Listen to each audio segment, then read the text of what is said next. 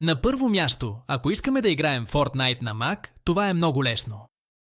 За тази цел ще използваме Luna, тъй като останалите опции обикновенно са емулатори или подобни и може да съдържат вируси.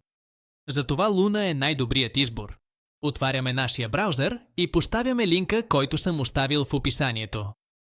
Сега натискаме на безплатен пробен период и ще ни попита за метод на плащане, тъй като, въпреки че няма да ни таксуват нищо, това е необходимо, за да се активира безплатният пробен период. В моя случай ще използвам кредитна карта, така че въвеждаме банковите данни и натискаме добавяне.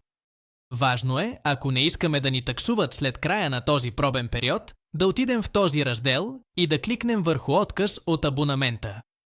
Ще можем да продължим да се възползваме от абонамента до посочената крайна дата. Изчакваме да се извърши проверката и вече можем да влезем в Luna. В Amazon Luna можем да играеме на голямо разнообразие от игри.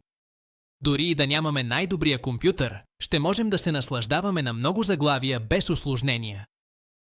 Сега отиваме в търсачката, пишем Fortnite и натискаме да играем. Изчакваме да се зареди и вече можем да се наслаждаваме на Fortnite директно от нашия Mac, без нужда от сложна инсталация.